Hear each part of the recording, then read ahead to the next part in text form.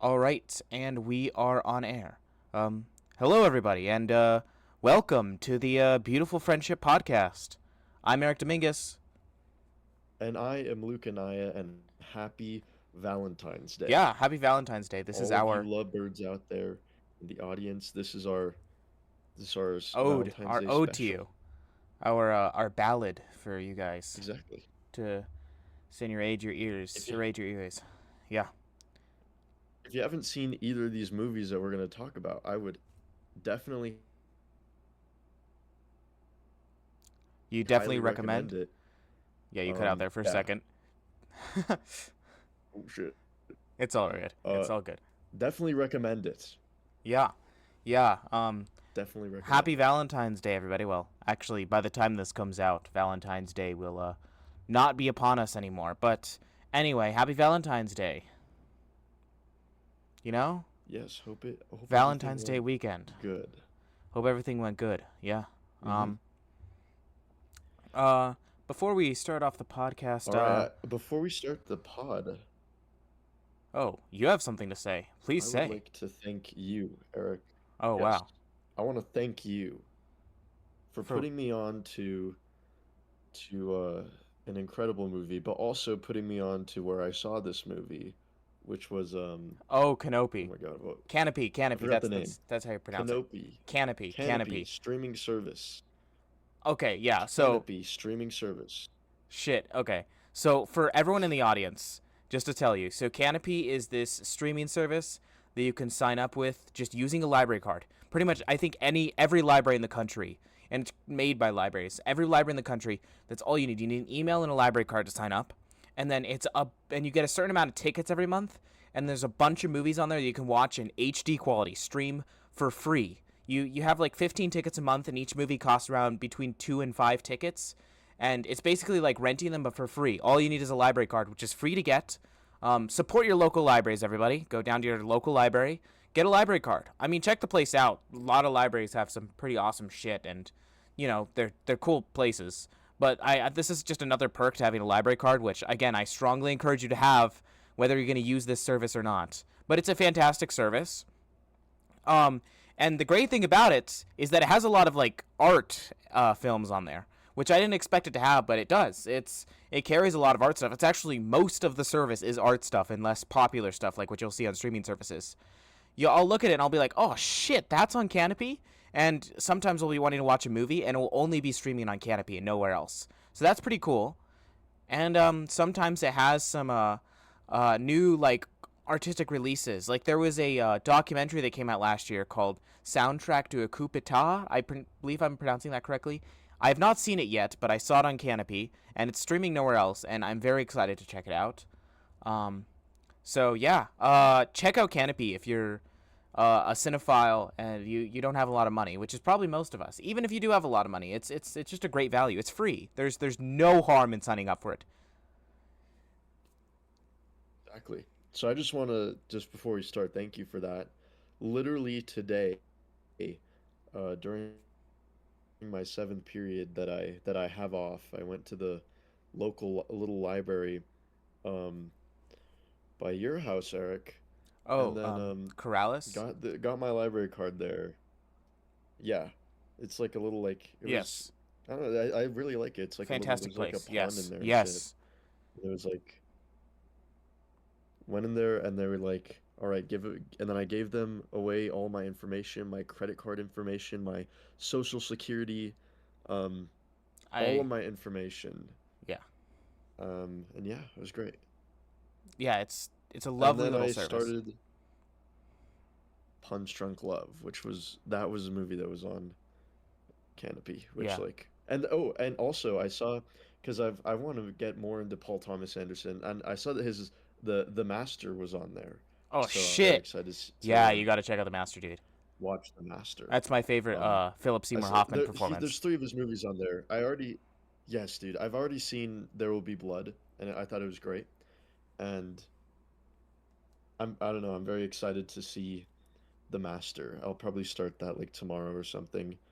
But yes, bro. Speaking of Canopy. starting I had no things idea. and I had finishing no things, clue. I've seen a few things on your letterbox because I've been stalking it. Um, I want to kind of shy away Yeah, from go ahead. Begonia, but you did see Begonia. But like, right before the Oscars, I want to Yes, do I like a did. Best Picture episode where we all talk about the Best Picture nominees. We just go through them one by one. So we'll save the Begonia conversation for then. But you saw Hundreds of Beavers, which is a fucking classic, dude. Instant classic. Oh, It's so dude, fucking good. it was amazing. I Um, loved it from you the very also Okay, so last funny thing episode. about this is, Oh yeah, no, keep going. You go. yeah. Oh, well, I was just gonna say, when I started this movie, I was um I was at my girlfriend's house, right? And I was watching it, and she was like sleep, and I just put it on because like, why not? Why not? I've heard good things.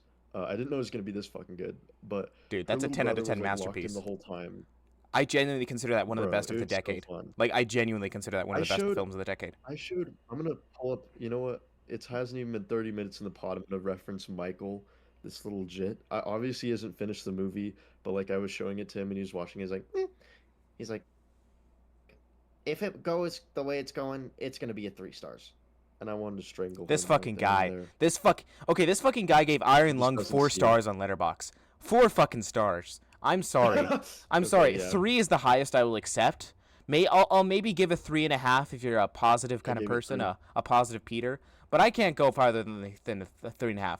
Honestly, if you're in a 3.5, I think you're at least a little bit crazy. Like a 3 is the highest I'll accept in like a normal brained person to rate that. A fucking 4, dude. Come Yes, bro. on.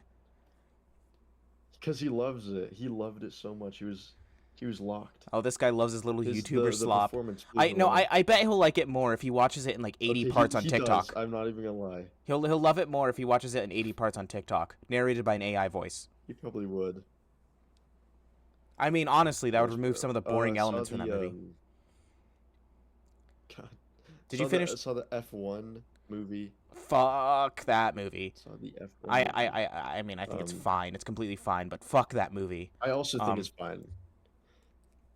I was talking to my CEC like teacher. He's my film teacher, yeah. and I always like to talk to him about movies like at the end of class. And I was like, "Hey, what would you say the best movie of 25 was?" And then this guy was like, "Oh, well, best movie of 25 definitely got to be One Battle After Another." And then he was like, "But my Based favorite movie of based pick. 25 gotta Aw. be F1. Gotta Okay, be fuck this guy. F1, man." Opinion I don't disregarded. really have an issue with that movie because it is like a dad movie. I don't know. Yeah, It's I know. not I get it. I mean, it's not okay. bad. Well, it's not for my It's like dad. just Let me entertaining. just You know say what I'm my saying? dad is a little bit nuke, and I'm not Are you saying that's serious? bad. No, my dad didn't think it was great either. I'm not saying no hate to my dad. My dad's That fucking is lovely, interesting. but like a dad movie for my dad is like Contact or Aaron Brockovich. He loves both of those movies. That's a dad movie for my dad. And honestly, elite taste. That's all I'm saying. 2 fantastic films. My father has better taste than This other is fathers, because interesting. other fathers are over here jerking off to like F1 and Top Gun and Maverick, and those movies are okay at best. I thought Top Gun was I thought it was good. Sucked. Um, Um, yeah. Did you finish the Smashing Machine? Sucked, bro, with the racing scenes. Okay. Okay. Fine. No, The I'm still flying like scenes and the racing 30 scenes are minutes. no. You gotta finish it, bro. Bro, I know you like you like I give watching a up. bunch of movies and pausing them and going back to doing other shit. I do that sometimes, but really for me, I like just sitting down and watching a whole movie in one chunk. That's just how I am. But you know, Dude, I wish I could do that. I literally don't have time. If I could, I would, trust me. But bro, I'm up at like Smashing 3 Machine, a.m. watching we this put shit. it So on, and then I had to leave. Well, I had to leave the house that I was watching it at, and then I fair, went home and I fair. was like, I'm going to bed. And then I went to bed. And then the next morning came, I was doing other stuff, and Smashing Machine, I thought it was good though. I definitely thought it was really pretty, like You gotta finish pleasing it. to I look at. I want to hear your thoughts on the ending. Well, no worries. Um, Don't even trip. I will finish it. I thought it was good. I'm doing Um, the Oscars death race what this else year. is new? I'm trying to watch everything that's What? nominated for an Oscar. I'm doing the Oscars death race this year. I'm watching everything that's nominated for an Oscar this year. Everything. Interesting. I Yeah, think I'm so only gonna do like the best picture nominations. yeah, that's fair. I've already seen all the Best Um, Picture nominations, so I'm good there. Like, I need to finish all the documentaries. I watched one of the documentaries, The Alabama Solution, which was fantastic and horrifying and depressing. But I want to finish all the documentaries, finish all the animated features, and I'm starting to get my way through the shorts. So that's gonna be fun. Nice. I'm I think I can do the shorts. I know honestly, that the guild is doing a short thing yeah. There's some local presented theaters by near me that Taika are Waititi. doing the shorts things. Yeah, what's Taika Waititi on these days? I saw him in a Super Bowl ad. Oh, dude. I don't know. I heard he's on some weird stuff though. Yeah, well, he made Thor: Love and I'm not. Thunder, and We should so get more into drama. uh, Okay, but like I don't know. I feel like if I was like, you need to make a movie, and it's like I don't really want to. It's like, but you get a lot of money. I'll be isn't like, he? okay, No. Isn't he making a Star Wars bro. movie? I think so. Yeah, he's I making. auditioned for one of his movies. Did you know that? Which one? I don't know. I genuinely do not know. I Oh, think it was. I oh, don't know if it was. I think it was wasn't him at the his. helm. What? Oh, was it his the new one that he did where they're Jamaican, like I don't know if they're Jamaican. It's uh a soccer league. It's like a Ted Lasso-esque thing. That's his newest one. It's okay. I think so. Yeah, I I I auditioned for a part, and Taika Waititi is one of those directors that I really want to love. I want to be a huge fan of him, but I just can't. Like, dude, he's made some pretty terrible shit. I'm gonna be honest. Fucking, I can't see this guy the same yeah, way again after Thor: Love and Thunder. I don't think Thor: Love and Thunder like ruined it for me because it's a Marvel movie. I I love mean, Jojo are Rabbit. these directors really directing a Marvel I movie? mean, I was fair, just but about to like, bring Jojo Rabbit up. I think that's a great movie. yeah, but like Okay, also, I will say, I don't, and I thought you would know this, but I genuinely, because I saw this video, on my feed. I didn't like finish the video, but it was something like how to ruin your career, and it was like Taika Waititi, and then I was start watching it, and I don't know the guy that was like he was like this is crazy what he did, and I don't know what he did, and I was wondering if you knew what I he have no did, idea, dude. because I know that he's making a new Star Wars I movie, which may or may not happen because they announced like 1,000 of those and like 0 of them are being made. No, they're fucking making fucking Sean Levy's one with Ryan Gosling. Fuck Sean Levy, dude. One of the worst directors working in Hollywood right now. Oh my god. who Don't is it? actually. I don't What did he make? hate Sean Levy. Sean Levy's like the same guy who made like Free Guy and The Adam Project and Deadpool and Wolverine. Okay, I don't hate him. I I don't hate him. very much I dislike his actually movies. enjoyed like two of those movies. Two of those. Um, Two of those. yes, I have fun with I Deadpool enjoyed and two of them. Wolverine, but I don't think I'd ever watch it again. It's just you know. That's actually fair. But I It's did my have fun least with it. I favorite of was the in the theater, I Deadpool was laughing, trilogy. I was having a good time. I don't know. I'm not the big fan of the Deadpool franchise either. I don't hate Deadpool or Ryan Reynolds as much as everyone else does. I know there's like a bunch of Ryan Reynolds and Deadpool hate. I find Ryan Reynolds and Deadpool annoying sometimes, and I have some of the same complaints as other people, but I don't find him as annoying. I can laugh with him for a little bit. He just got too much into TikTok slop. Really, yeah. I mean, he does a TikTok dance in the beginning of the movie. Oh, yeah. I Do can't. you remember that? Just don't remind me, dude. I I I'm I gonna I, remind you. I can't. Shit. All right, we I should. Okay, I we're getting a well, little bit on I this saw. tangent here. Yeah, well, I was wanted to bring up Darren Aronofsky's AI stuff. You brought that up last episode, and I've gone on more of a deep dive Yes, in I that did. shit. It's fucking crazy, dude. It's insane. It is It's quite crazy. I It can't is I have insane. no words. I mean, Darren Aronofsky was never my favorite director, but now he's moved very low on the list. Yeah, well, I don't know. I actually haven't seen The Whale, but I've heard good things. It's like, I've I not was seen just The Whale surprised. I either. was like, what? Director of The Whale doing AI stuff? Well, you know what I else just he's don't. directed, When right? no, literally no. It was just a Oh, shock to me because that movie's kind of like he's a. done like Requiem for a Dream and like Black Swan and Pi.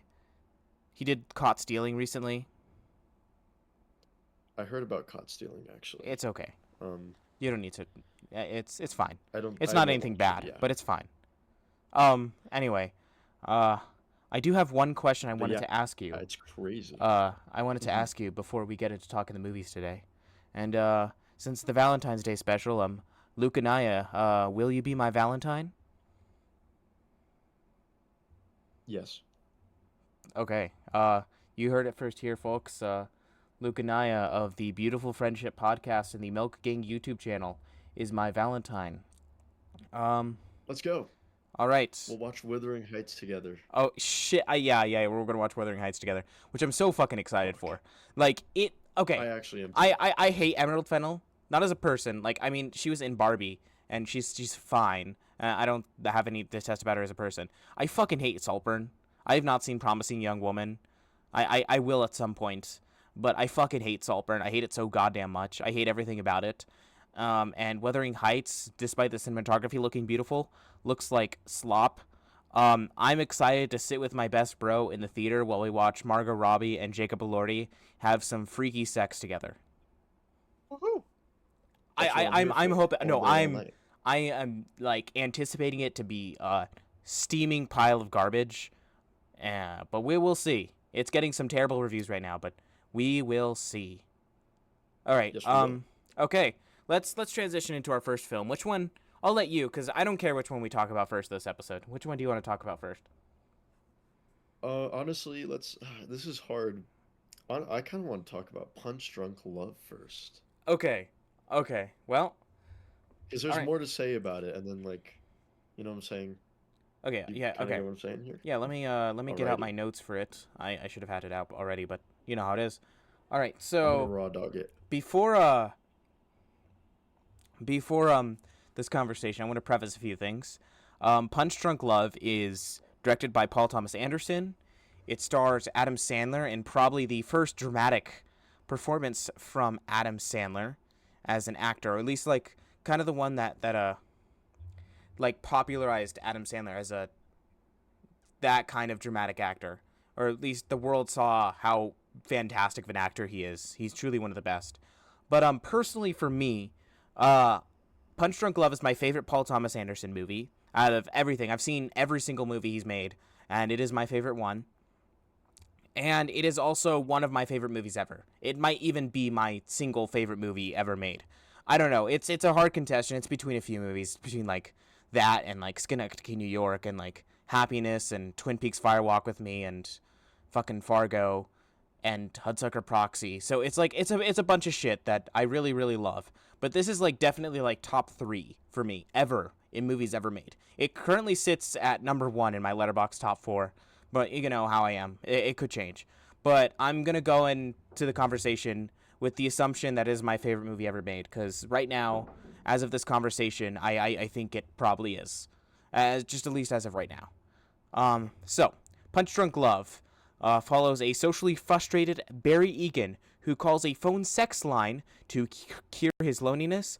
Little does he know it will land him in deep trouble and will jeopardize his burgeoning romance with a mysterious lady. All right, I'll let you start it off, Luke. What did you think of Punch Drunk Love? All right, let me set the mood real quick. All right, so as you know, I got the library card, and I actually went back to and this was today. I literally saw both these movies today. It was the only time I could fit in my schedule. Fair, fair. Um, so it's like it's fresh in my mind. All right, so I went back to my own library at my school, and I logged into the thing, and I started the movie. And bro, I don't know. It was like 10 minutes in, and I was like actually entranced. It was unlike anything I've ever seen. And I know that that sounds dramatic, but like I'm not playing it up. Like this movie was like insane. I can't explain to you exactly what how it made me feel. Um, but holy shit. It was amazing. And also I thought that just the fact that it would be Adam Sandler would kind of be a little distracting. I'm not gonna lie. I watched Uncut Gems, or at least like I actually don't think I finished it, but I seen a Bro, lot of this it. guy. And during the whole movie, um, like it's I love that movie. During the whole movie, it definitely was like, oh, this is Adam Sandler doing something really weird, right? Like I kind of know it's Adam Sandler, and he's like doing something so weird that's like not Adam Sandler. but in the back of my mind, I'm like, this is Adam Sandler. It literally first 10 minutes go by in the movie, and I just completely forget that it's Adam Sandler. It's not until like maybe the last 10 minutes where I'm like, oh my God, that's Adam Sandler. Do you know what I'm saying? Like he Yeah. does such a great performance here that it genuinely makes me believe that he is Barry. And no, there's one It's thing that insane. I will say about this, and say about Sandler. I think he's one of the best actors to ever do it, like ever in the history of cinema. I think he's truly a phenomenal performer. And I'm not just talking about this and Uncut Gems, in which he gives both monumental, like generational performances in both of those movies that are two like very different types of characters. This and Uncut Gems are like two of my favorite like lead acting performances put to screen, and they're both two very different things, both by portrayed by Adam Sandler, and he was the perfect pick for both of them. But also, like as a comedic performer, if you've seen any old bits of him on SNL, if you've seen some of his classic movies like fucking Happy Gilmore, like Billy Madison, fucking even like something like Little Nicky, like which is not great, or even like his terrible movies. Like, come on, even in his terrible movies, he's giving something interesting. Like sometimes, yeah, I guess Click he's a little bland, but it's not a script that demands anything from him. But fucking Jack and Jill, he's doing something interesting as hell, even though that movie's Yes, he fucking is. terrible. But like You know, it's I think interesting actually that you bring that up. he's a generational, yeah, he's a generational comedic and dramatic performer, and not many performers can do both. Some you see this in a lot of dramatic actors when they try to do comedy, and it just doesn't work, or it's just not great. But often, a lot of great comedic performers can very easily slip into the dramatic roles and do some amazing stuff. Um, Look at Jim Carrey and what he did in Eternal Sunshine or The Truman Show. Or I honestly, most recently, someone like Bill Hader and what he's doing in Barry, which honestly, I think the character of Barry in Barry is also very similar to, or not very similar, but Yeah, has a lot of shared it elements has to the character of similarities. Barry in Punch Drunk Love. I didn't even But yeah, notice no, that. That I is actually think, crazy you bring that up. and this character of Barry Egan and this performance of Sandler as Barry Egan is one of, if not my favorite performance in any movie ever. It's Yeah, truly, truly fantastic. He's it so is. fantastic. He embodies this role. When I'm watching this, I believe that I am watching Barry Egan. Sandler totally Yeah. disappears. And since we're on the topic of Adam Sandler and you're bringing up all this stuff, you do serve a good point here that I actually wanted to bring up as an example. So, I thought this was interesting, and it kind of made me change my perspective just a little bit up about Adam Sandler. And this is a while ago when I mean, I'm sure you're familiar with the Hotel Transylvania movies, right? Yeah. Yes, the Hotel Transylvania movies. He acts Dracula in those movies. And something I thought was interesting, he turned down the fourth one. The fourth one is not Adam Sandler, it's some other guy. And he turned it Really? down. And when asked why he turned it down, he said, I wasn't impressed with the script because it kind of ruined the point of like what the whole character was like building up. Like like he got offered like millions of dollars to do this and he turned it down just because he was like the script that we're doing is deviated so much from the original character and like the impact of like the first like I forgot, but in the movie it's like the zing or whatever. He's like that impact is like belittled by this movie and I don't like the script and I don't like the direction it's headed in and I don't think it's fitting for the characters. So he didn't do it. And I was like, hold on. I was like, hold on a second. Adam Sandler did this? Like he does stupid movies, but I didn't know that he would turn down a movie just because of like character shit. And maybe there's another motive behind it. Maybe he just didn't want to fucking do the voice again, Yeah, which is fair. and all of those are fair. But I've seen many. I've watched many recorded Q&As and watched many interviews with Sandler specifically because I'm so obsessed with him as an actor, just because he is just one of my favorite actors ever. He seems like such a down to earth real guy. He really does, and you know But yeah, he's I just thought that fantastic. was interesting. And then it kind of changed my perspective. I just thought he was doing it for fun and shits and giggles, and I was like, wow. And then I saw him in more serious stuff, and I was like, God, I. So that's where I kind of realized that Adam Sandler was a like a pretty actually really well respected actor.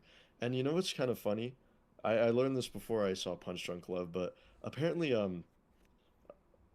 I don't think Adam Sandler did many dramatic performances before this movie. I think there was one. I'm like pretty sure there was one. I don't know I forgot what actually. it was. I I'm think pretty this sure it might be was like the well, 1990. I think this is the first one where he like really showed the world like he was going all for it. Yeah, maybe. I don't know, but I think it's funny that Paul Thomas Anderson was just like a huge fan of the Adam Sandler movies, and he just wanted him in his next movie. I mean, obviously, I think Can you that's fucking not the blame him? only reason why he wanted him in the movie. No, I can't blame him. But bro, he saw something, and I No, I respect mean that. Like these when a director the can biggest see, directors do see the shit like this. You when you are that talented, you have an eye for shit like this, and it just makes so much sense when you see Sandler slip into the role. There's so many sensibilities of an average Sandler character that he plays off of, and there's so much new stuff that he's doing. Yeah, I can't see anyone else playing this. I mean, I'm sure there are other actors that could play this character well, but no one can play it as perfectly as Sandler. This role is perfect for Sandler. it is, and he's cracked, bro. Right off the bat in that opening shot, you're just kind of like, all right, we're in. Like there's no introduction. It just you're in, and then the movie just keeps going. Oh my Um, god, I so yeah, love that that aspect of the movie. full opening sequence so much. So, I do um, too. It's very he's weird. It is he's very he's weird. sitting there and he sees the car crash on the road, which is fantastic. It's I mean, this whole movie is based around his anxiety. We're living in his anxiety, and that's the crux of the whole movie, and that's part of his journey as a character. But it feels like this anxious moment. It feels like a genuine jump scare from a horror film. That car crash. I It didn't is. see it coming the first time I saw it, and it still got me the second time. And that's how well it works. And then the piano is just dropped off on the side of the road, and he brings the piano Yeah. in, and then he starts playing it, and then the girl comes with her car and asks him to watch her car and keep her keys. Yes. Perfect. Also, the opening. Hold on. Are we getting into spoilers?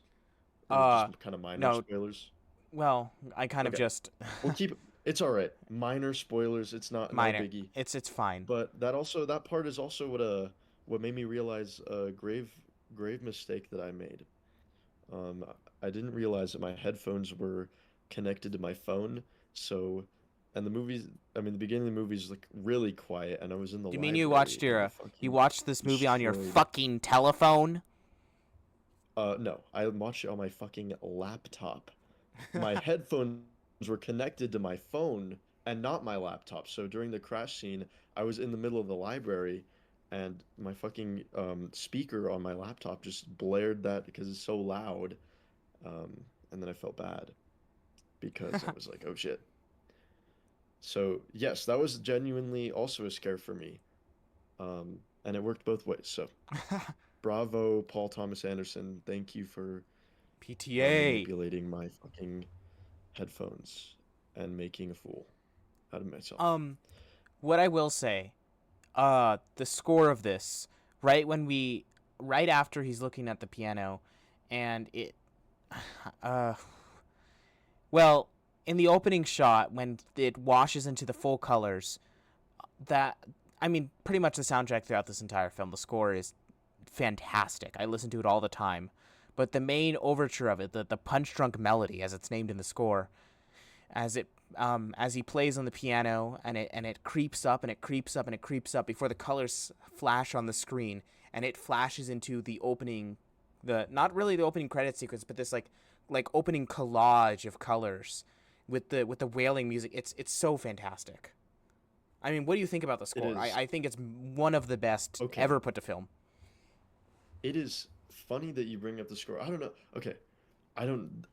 This is another thing. Much like Paul Thomas Anderson has an eye for kind of casting his characters, he also has a crazy ear because all of his original scores, at least from what I've heard so far, are amazing, bro. Like actually Oh, yes, yeah. wrapped. Well, It's it's insane. because he's such a versatile director, and all of his scores are so different. They work so perfect for the movies that they're in.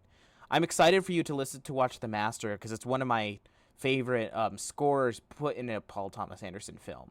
It's That's what I probably my hear. That favorite is what done I hear. by Johnny Greenwood, who he started working with later in his career. This the Punch Drunk Love score was not done by Johnny Greenwood, but it is my favorite one of Johnny Greenwood's.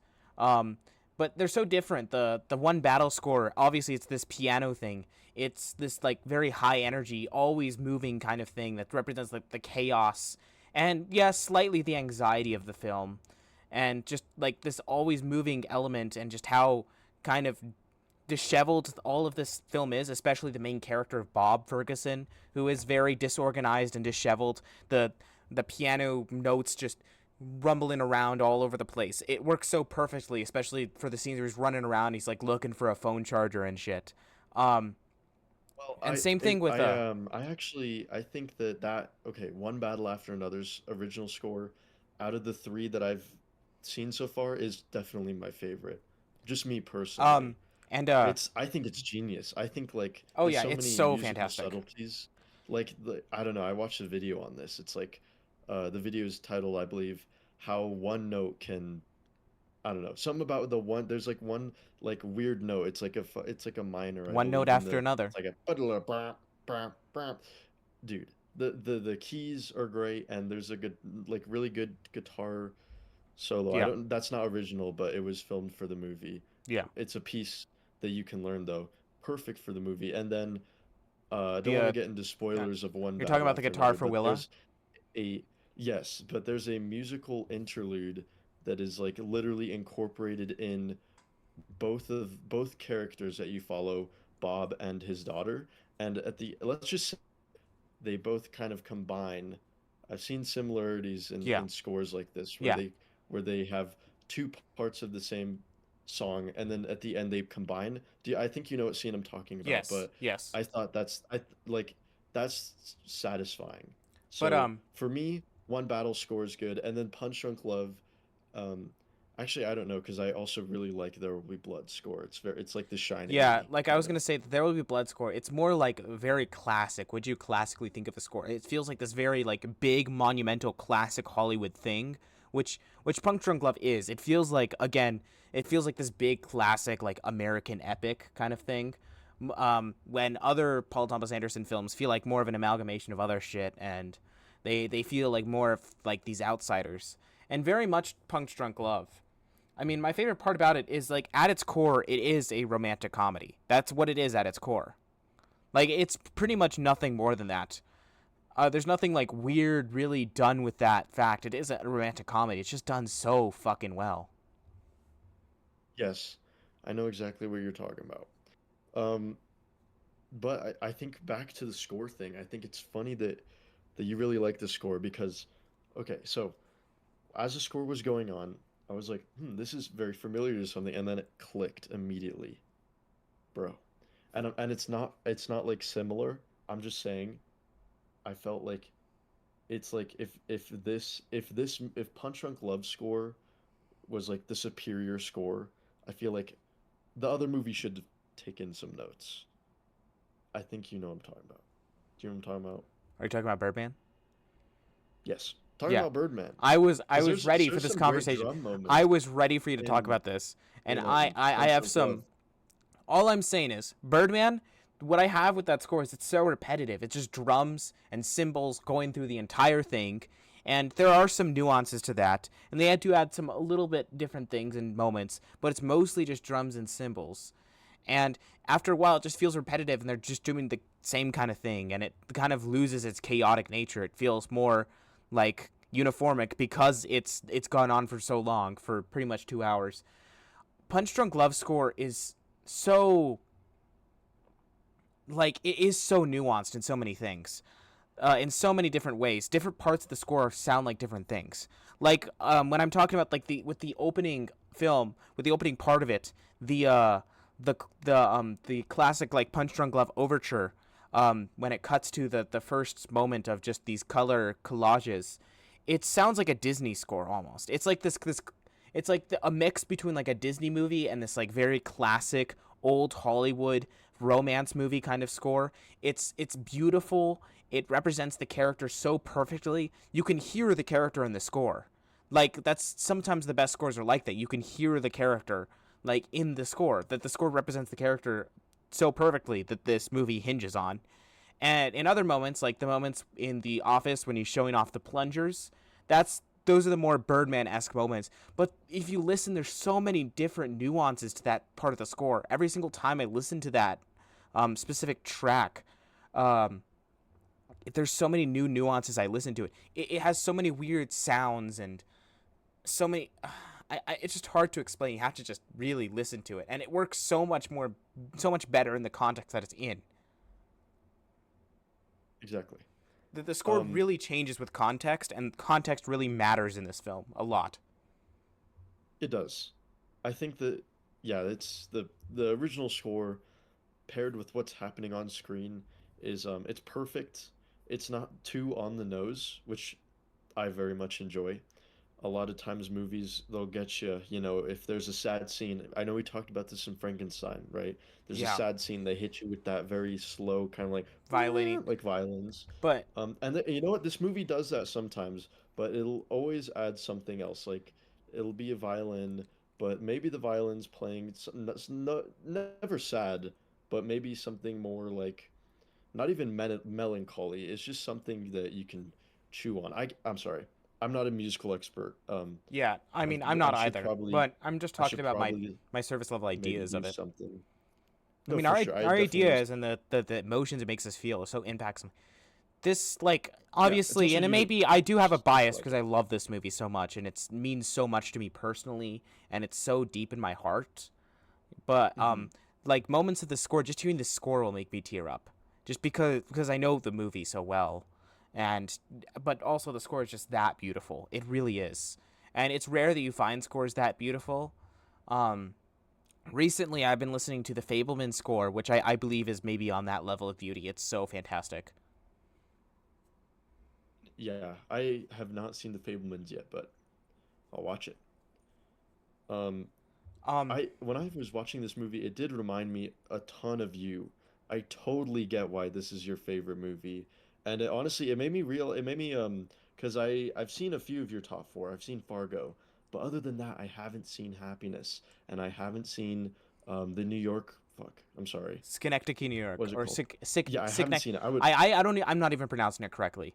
And let me just say, That's fine, Happiness bro. and Schenectady, New York, two very different movies from this. Do not expect this in I'm those two aware. movies. No, I know, I know. I'm not expecting anything similar in ta but I can definitely understand where you were coming from in your taste just a little bit more. Um, Yeah, yeah, I mean, I obviously know your taste quite well because I mean, we're doing a whole podcast together, right? yeah. Well, I But mean, you've also known but it just it made we've me known know each it other for like our entire lives. So yeah, literally entire lives, fresh out the womb. Um, but yes, so I appreciated it for that, and fuck it, yeah, this movie, holy shit, man, I like yeah, it's extremely touching, and and it's insane, if we're gonna and it's talk like about it's crazy. if we're gonna talk about musical moments and specifically touching moments, I want to talk about the "He Needs Me" montage, which is fantastic. Do you know what I'm talking Yes, about? I'm pretty sure I do. Yes, He needs me when he's at the airport. yes, it's Yes, phenomenal, it is. And do you want and me to tell you what that's from? Because it's so funny that Popeye, that well, I kind of spoiled it. That Paul Thomas Anderson got this from that. Popeye, Yes, like the soda. the live action Popeye movie directed by Robert Altman. He got it from that. In that movie, Shelley Duvall plays Popeye's girlfriend, who I forget. Isn't her name Spinach or something like that? I don't know. Pretty sure. I'm not a Popeye fanatic, like some in Whoa, the audience. But are you serious? yeah, there's a Popeye movie directed by Robert Altman, which is crazy. Like, Wow. you know who Robert Altman is, right? Nope. Oh, you You're gonna have don't? to You educate me. don't? Well, I Robert mean, I'm Altman sure I is do, but like Robert Altman is like what has he considered done? one of like the classic directors. All He's right, like what's one he of the done? most essential. He did Nashville, which is a fantastic film. Okay, all He right. did like That's Godsford very Park much and okay. Popeye. But yeah, Popeye is like it's even seen like weird in his filmography. It's like a very odd one out. Um which is fun, but I've heard decent things about it. But yeah, that's Shelley Duvall singing She Needs Me from Popeye. Shelley Duvall in that. Interesting. but Is it a um musical? I I don't know. I think so. I don't know. But let me continue with this. So Paul Thomas Anderson is mainly and it's very clear that he's mainly um influenced by two directors, and that is Robert Altman and Martin Scorsese. If you look at his first film, Hard Eight, it is very Scorsese-esque. You can really tell Scorsese influence all over it. Have you seen Magnolia? Nope. That's another one. Like I said, Yeah. this is my Okay. third. This is my third Fantastic. PTA movie. Okay. Okay. Okay. So Magnolia is basically is it's a fantastic movie as well. It's another masterpiece, but it's basically like PTA's version of Robert Altman's movie called Shortcuts. I've not seen Shortcuts, but from what I've heard, like they're two very similar movies. And it's not like they're not like shot for shot like remake. It's not even like a remake. It's like more like Paul Thomas Anderson remixed Shortcuts into like his own remix of a film. And it has a lot of his own sensibilities. That's when he was older as a director, so he well, actually no, I think he made Magnolia before he made Punch Drunk Love. I'm not sure about that, but yeah, it is very similar to Robert Altman's Shortcuts. And Altman's influence is still on Paul Thomas Anderson. It's probably the biggest influence on Paul Thomas Anderson. So if you like Paul Thomas Anderson, Altman is pretty much Paul Thomas Anderson. He's less flashy and he's more subtle with his shit, but Altman's fantastic. But yeah, the He Needs Me is from Robert Altman's Popeye. And there's other moments like when he's in Hawaii. There's the Hawaiian music that is integrated into the score, which is fantastic as well. Absolutely. Yeah, that was a great scene. And now that you say that he's or that he takes inspiration a lot by Martin Scorsese, makes a lot of sense. Because there's actually a few moments in this movie where it reminded me of kind of a behind the scenes clip of Martin's. It's a very popular behind the scenes clip of Martin Scorsese describing a scene in Taxi Driver where Oh yes, he hangs with up the the hallway. phone. Yeah, and then Martin There's Scorsese's like, it's all right, so you think, all right, so look, Yeah, here's the thing. I know You think exactly what that you're you're gonna talking about, have and I'm pretty sure that moment was like directly influenced by that moment. the camera pans, all right, Oh, by the and way, then you see him walking down the hall. I want to say one thing. Scorsese's a real one, dude. Like he's one of like the older directors from his generation that has not shown up in an article with allegations next to his name. That's all I'm saying. He's a real one. Maybe you spoke too soon. No, I'm just kidding. I'm just playing. I'm Look, man, I'm just playing. if he's gone I would be far this long, devastated. I have some trust in him. I love the guy. I He also love doesn't the guy. write women the best sometimes, but I still love the guy. I also love him in The Sopranos. It's like episode one, and he's like going Yeah. to a club, and it's literally like a 5 second cameo, and they're like, hey, it's Mr. Soprano, and then he goes Yeah, I in know the what you're club. talking about. I've seen The Sopranos.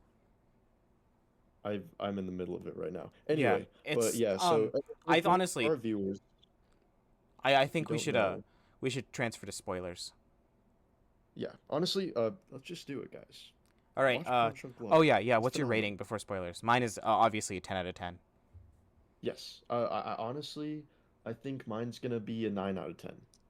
Fuck you, buddy. Fuck What? you. This movie's Look, perfect. listen, You can't take listen, this movie down at all. There's nothing you listen to can me. say to take this movie down a peg. Listen to me. Okay. Okay. It's 1 point. It's okay. I love this movie. I Fuck just you. didn't personally um You personally relate cannot to a with lot it. of it, I don't feel but I bad for people. I have freaking no loved it. remorse. No, but I loved it. All right. It's just not a five. I've been rethinking some fives actually. Okay. I've been rethinking some I fives. I very run and gun it, you know? When I just put how I feel about something and I instantly put it down in review, and if I heighten it or lower it later, then I heighten it, I go back and edit it and I heighten and lower my score. But yeah. Yeah, All right. but I think a 9 out of 10 for me. I want to talk about Bear. Now they're in spoilers. 3, 2, 1. Spoilers. Um, Spoilers. I want to talk about Barry's progression as a character. Obviously, this is a movie about anxiety, and it's about this man who's like deeply in anxiety. But it's this guy who's like starving for love. He doesn't have anything in his life, and he deeply starves for something. He starves for any kind of connection. I mean, the only reason why he's calling a sex hotline is because he just starves for a connection. And when he calls him, he's not jerking off. He's not taking off his clothes. The woman on the sex hotline's even like encouraging him to take off his clothes, but he just wants to talk with her. Like that's all he's having is he just wants to have a talk. He asks her what she did today. Like that's the kind of conversation he wants to have with a woman, and it's so beautiful when he actually does find a real connection with a woman in Lena, and it becomes beautiful because he becomes like a superhero. I'm gonna be honest. Like love becomes his superpower. In the moment where there's a car accident and the brothers hit his car and hurt Lena, he goes out there and he beats him up like fucking Batman, dude. Like, and at the end when he goes and intimidates the mattress man and Philip Seymour Hoffman, and he's like, love makes me stronger than anything. I have love. Honestly, in any other movie, that would piss me off so much because it's so on the I was just nose. about to say. But it's not. It doesn't. It feels so earned. We've Well, it in also such a fits for the in character. such a short time we've watched this guy go on such a journey, and we felt it throughout. Love has become his superpower. Like it's undescribably beautiful. It is. Um, it absolutely is. I really and since you're on that scene where he calls the hotline and gets scammed, that is the scene that reminded Yeah, me of yeah, because it Martin does pan Scorsese's away camera work like in the the most. same Yeah. way. Also, I believe it's all done in one take, or Yeah, mostly. it's It's it's 100%. it pans away, That pan away is and then 100% a direct sometimes it reference to Taxi lingers. Driver. Sometimes it doesn't. Yeah, and it doesn't like completely focus on him. Like there's points where it kind of lingers at like a wall, and he's kind of Yeah, talking off camera, yeah, and I love that shit personally. I think that that's super unique, and it's definitely cool to see him, Paul Thomas Anderson. When I say him, growing his style. Like I think he's taking inspiration from these actors, directors that he adores, but you kind of see him forming his new style here, yeah. and I think that's And great. the anxiety scenes are fantastic. They're portrayed so well. There's such a great portrayal of anxiety. And honestly, this kind of influenced how anxiety was portrayed in like pretty much every other movie after that, besides other movies which portray anxiety in different ways. But yeah, it's like when I talk about movies that portray anxiety from someone who has like anxiety, and like has taken meds for it in the past, uh, um, it portrays it in the perfect way. At least like with my personal experience. I know other people can have personal experiences, but for like movies that really connect with me in the way they portray anxiety, it's this and Beau is Afraid that are like the only two that really do it. And it's those two moments, the moments where he's showing off the plungers, and it's all about what he's not doing. Everything he's doing, he's not really connecting to. Obviously, he's very dedicated to his work. He's nice to all of the people who work for him. He's grown his business. That shows he's very smart. He's very savvy, and this shows also in the pudding cups that he buys. He notices things. He's a very smart and savvy person. And at the beginning, he doesn't directly recognize that he's going to fall in love or use these miles from the pudding cups, but he recognizes that's a good deal, so he starts ordering them. And the opening scene is him calling the pudding company, or calling the company was asking about the miles deal, not specifically about the pudding. He discovers the pudding later, but he's a very savvy person. He's able to grow his business, and obviously Luis Guzman, who's his like business partner at work, everyone who works for him is obviously very loyal to him because he treats them all very kindly. He's talking to the people who work for him. He's he's very professional, and his sisters are calling him, his like 10 sisters, who who are all very mean to him. We see in that family scene, which I want to talk about the second great display of anxiety. All of his sisters are ruthless to him. Like, they're so mean, and yet he's very nice to them. He keeps up with them, and he helps them. Yeah, I mean, he supports his family, and he shows up for pretty much everything in his life.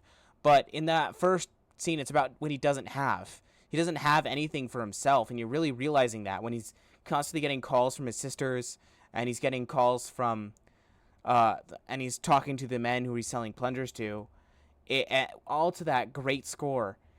It's just like sidetrack after sidetrack after sidetrack after another, and it's this like boiling pot that's really boiling up, that really explodes in the family dinner scene, which he comes home with his sisters, and this is part of some of the nuances with his performance. When he walks into his house for family dinner, you can see him opening the door and double taking. He closes the door and then he opens it again because he's so embarrassed. He doesn't like the environment at all, but he's nice anyway. He could be as mean as his sisters are to him back, but he's not. He decides to boil it all inside, and when these sisters are such bitches, by the way. And when that finally boils up, he ends up breaking the sliding glass doors. And that fantastic shot and that fantastic moment, it's funny and it's sad and it's depressing, and it's so moving in so many different ways. When he just breaks they're all yelling at him. He's very silent, and then he moves up, breaks the sliding glass doors, and then we just hear the sisters go, "What the fuck?" And they start all yelling at him, and it just cuts away instantly. It's so moving. Totally is. And another thing I love about this movie that you sort of brought up here is the fact that you can relate to this character so much. Like you've I mean obvious oh that hold on. This is another thing that I love about this movie is that it's and his character and the way that things go is that this movie is not based in reality like as we know it. Like things are closer together and closely knit, and it gives more of a feeling. Uh, I don't know how to describe this, but Well, do you know what I'm saying? I Like, think this is probably one of the more grounded of Paul Thomas Anderson's films. I honestly, in my opinion, really, I don't. I don't think. When I was Well, watching this, I let me was just explain myself. I don't really think any of Paul Thomas Anderson's films take place in our reality exactly, and it's more clear in other films. But this is grounded. But this doesn't take place in our reality. This takes place in Barry's reality. We're seeing everything through Barry's eyes, and that's what's so wonderful about the collages of colors on the screen, which is beautiful.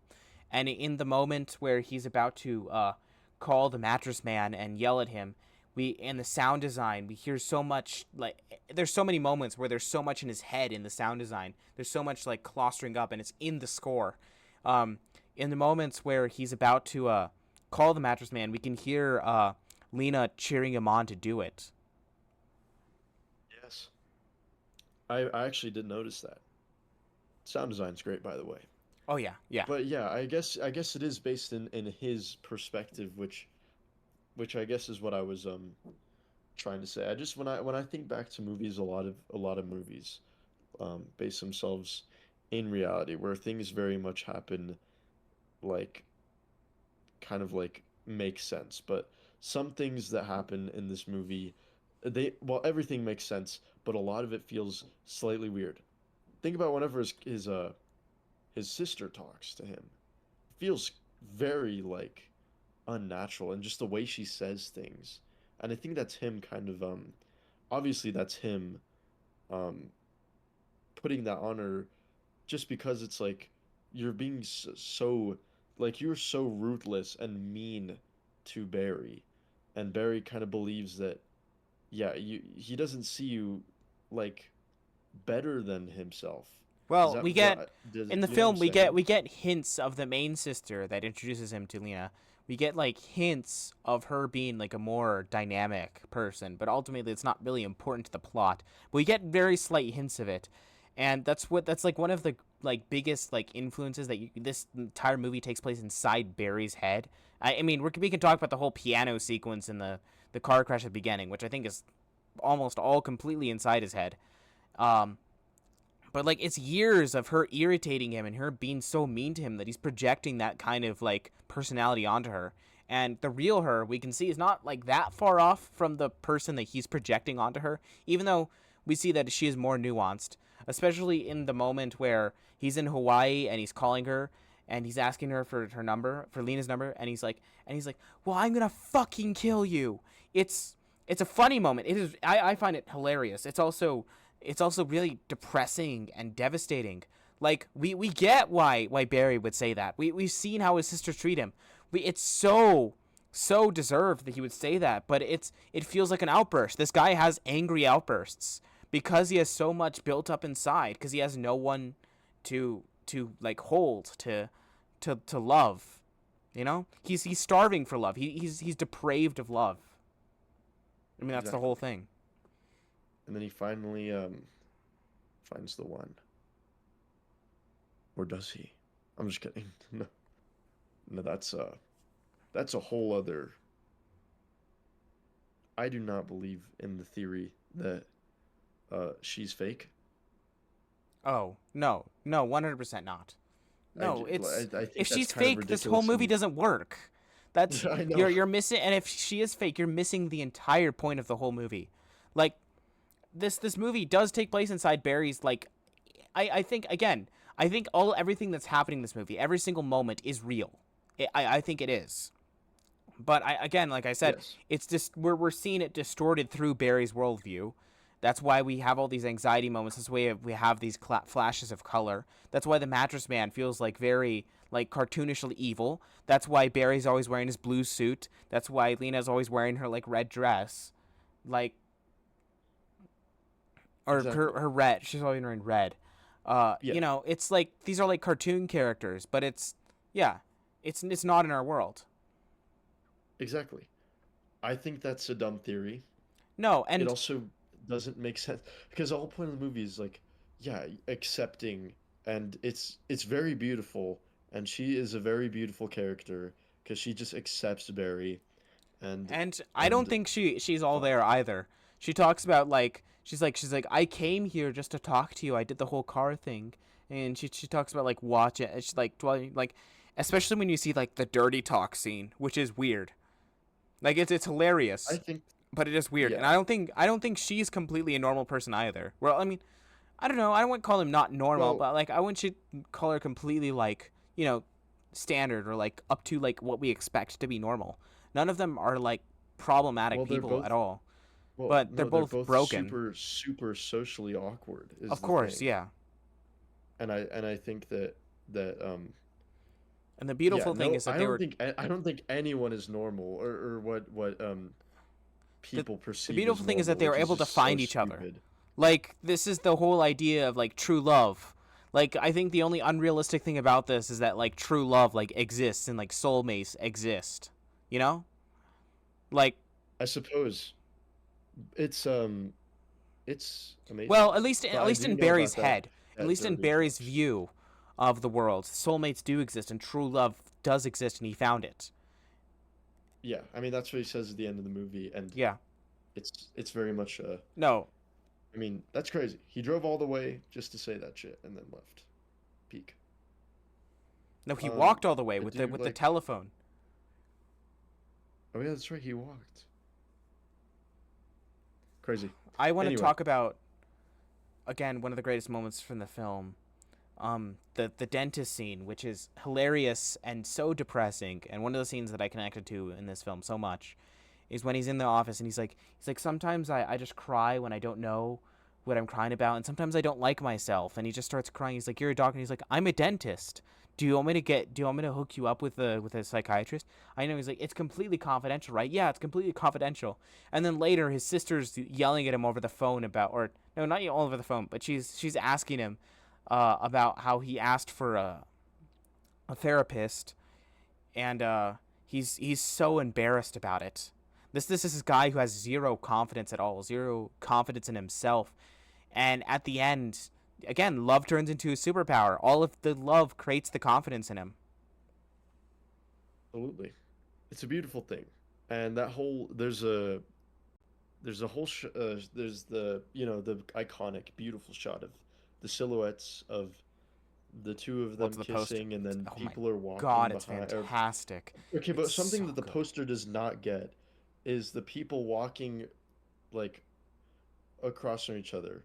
It's it's great. It's like no one minds and no one cares, and it's like I guess maybe that's trouble. Some people are like, oh yeah, it doesn't even matter. Well, Like no one even cares there are that we're these together. But th- for Barry, it's like yeah, no one cares. Like there are these this is bright just me and you. spots It's in so this like intimate. fucked up world. In this world where there's like an evil mattress man who runs like this scam company of sex of a sex line scam company, and where he has like enough time and power to send like three brothers off to like go beat someone up for not like For paying just him. choking them. Like this, it obviously you're right. But it's like there are these it not taking place in our real world, or at least through Barry's view, just makes it so much more beautiful. These two are like bright spots in this world.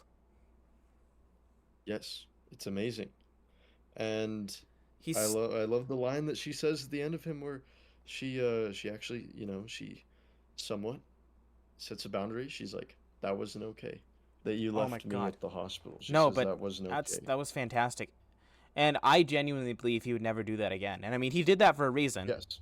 Like obviously, I don't think Yes. he did the right thing. Like I mean, obviously, I think he should have confronted the mattress man. But like he probably should have talked to her first. But yeah, it all works. It's what Barry would do. Like in movies, there's sometimes characters do stupid shit, and you're like, that's so stupid. Why would they make that stupid decision? And because either it's out of character, it's just such a stupid decision that no one would make it. They, there's decisions that are stupid in this movie that Barry makes that are fully in character and I fully believe this guy would make. Like obviously walking away from her at the hospital, or when he's at the restaurant, him going inside the bathroom and breaking all the stalls and breaking all the bathroom there. It's such a great moment where the waiter comes up to him or the manager at the restaurant's like, "Sir, did you break all the bathroom?" No, I didn't break the bathroom. Get the fuck out of here. I'm It's gonna it's break your fucking teeth in. yeah, it's a I fucking also think that that's another thing because I like that's like another thing that you can say is not entirely based in reality because when the guy is like, "I'm gonna break your fucking teeth in," it's so yeah. No, like I think like it's just very kind of again, like God. Bo is afraid. Everyone is so villainized around him. All these people because he has such an anxiety level, and There's only it's two real ones it's in so the entire movie and what's so to great Barry. is that like you can see how his angry outbursts output into terrible things and breaking the glass doors and breaking, or at least just like in bad outbursts and breaking the bathroom stalls. But when he finds love later in the film, his angry outburst is on beating up the people who got it who crashed into his car trying to hurt his girlfriend. Like he turns that into his superpower. I fucking love Barry Egan. He's my favorite superhero. Barry Egan is my favorite superhero. He's a superhero in this movie. You can't change my mind. I mean, yeah, bro, I can't because he turned into to fucking Batman and beat the shit out of those guys, which I thought that was peak. I thought that was super satisfying. It's like it also makes a lot of sense. It's like, yeah, if I had all that anger built up, they would get destroyed. And You know then what I'm saying? there's so many moments that are so moving that I'm just sitting there like sinking in my seat, moved. When he's in the supermarket with Luis Guzman, getting um pudding, and he's dancing because he knows what he's gonna use it on. When the Oh, phone that booth was good. moment, it's iconic when Lena's voice is on the phone booth light turns on right away. That's such an iconic Hmm. moment. The moment where they're walking through the Hawaiian hotel and they're holding hands and it's just quiet. It's oh my god, dude. No, it is very, very Oh, good. Very I mean the touching. entirety Holy shit. of the He Needs Me montage and obviously that fantastic moment where he walks into the light as he's walking onto the airplane. I think another moment that I love, and Beautiful cinematography here. these guys are cooking, bro. They used a long lens, or they actually do this a few times, but they use long kind of sort of lenses and then zoom in a little bit on long hallways. And there's this one shot in particular where he's looking for her apartment because she called him and told him that like she wanted a kiss. I love So he's looking for the apartment, right? And it's the shot where he's running like The exit. away. Yeah, and you see the rows of exit on the hallway, and because they're using a long lens and they have it zoomed in a little bit, it gives the optical illusion that he's not really going anywhere. I mean, like he is sprinting full speed down the hallway, but just the way that the lens is, Exactly. it gives the illusion that he's stuck, which is like And and perfect. how Oh my those God. environments, like his office is so dull. It's only these whites and blues. When he's in Hawaii, there's so much more color with her red. There's like a red to oppose his blue. It's so cinematically perfect. It Um, is. Yeah. And it's also simple, which, you know me. this movie is I'm a like sucker. this movie has a certain magical quality to it. It is so magical. It is. No, And one more thing, what can I say? one more thing I want to talk Yeah. about is I've seen this interview with George Harrison of the Beatles, where he talks about childlike wonder. Where he's like, when you start getting older, the years start passing by faster and faster, and you start to realize why older people have this childlike wonder so well, because it's only your body that changes, and it's so perfect because I feel like Barry Egan has this childlike wonder to him, and that's I think the best part about him. He's so sensitive. He's so delicate. He's not mean at all. Of course, he has these angry outbursts, but he's not mean. It's just because he has so much pain in him. He's sitting with this pain and he's sitting with this anxiety, and he doesn't know what to do with it. And when he finds a perfect outlet to take it out on, which is love, it works so well. And like all these childlike wonder and this childlike fantasy in him really comes out. Like in the and this is part of why Sandler's performance is so great. But when he's in the airport or when he's in Hawaii, you can see just, or when he's even just looking at her, you can see the childlike wonder in his face. He looks like a child, almost like he transforms into one. It's so fantastic. It absolutely is. Also, let's give a moment to appreciate just the title. It's so catchy and is perfect for this movie. I mean, Yeah. perfect. Punch Drunk Love, bro. If you see the movie, you know it's perfect. I mean, it not only is it like nice to say, you know, I recently watched Punch Drunk Love by Paul Thomas Anderson, but it makes so much sense. You know what I'm saying? Yeah. This is a Like, movie. oh, Some movies end like in really dark spots, and this is a movie that's like that makes you believe in all the goodness in the world right when it ends, which is great. yes, the ending is very nice, and yeah, it's good. It's really good. God, it's so fucking good. I would watch. A billion times. I see myself watching this again. Yeah, I'm not I gonna lie. I could watch this billions and billions and billions of times, dude. I could watch this over and over and over again. Like when I finished rewatching this, after I finished it, a little part of me went, "Should I just like sit here and just watch it again, just right now? We could go again right now, and you could go through this all over again." It's great. Yeah, It's great. 10 out of 10. All right, 9 out of 10. All right, so our next movie, when Harry Yes, met Sally. yes. Okay, I literally Yeah. before we were filming this, I was literally just finished the movie, like just finished the movie. I've never seen it. It's a classic, right? Like it's Yes. like the rom-com. It's written and And directed by well, actually I don't know if it's written. But it's yeah, no, no, I it's think it's directed by oh, it is? Rob Reiner. No, it's not written. It's written by Nora Okay. Ephron, which makes sense. All right. Rob Reiner, bro. Bro. Rob Fantastic. Reiner is like bro, he's just the GOAT. I'm not even gonna lie. He's He is insane. He's cracked, okay. dare I So say. All right. I wanna have I have a story just like about the experience of watching this. So I rewatched this recently on New Year's Eve, as because it's a New Year's film. This is a great New Year's Eve film. So I was watching with my family on New Year's Eve, and I'm like, oh, I'm excited because this is a great New Year's Eve film. And before that, I hadn't watched it for years. Like, I knew I had watched it once before I watched it, but I hadn't watched it for years. And I remember liking it, but and I'm watching it. I'm like, okay, like I don't know what I'm gonna think of this. Maybe a 3.5 to a 4 on Letterboxd. I don't know.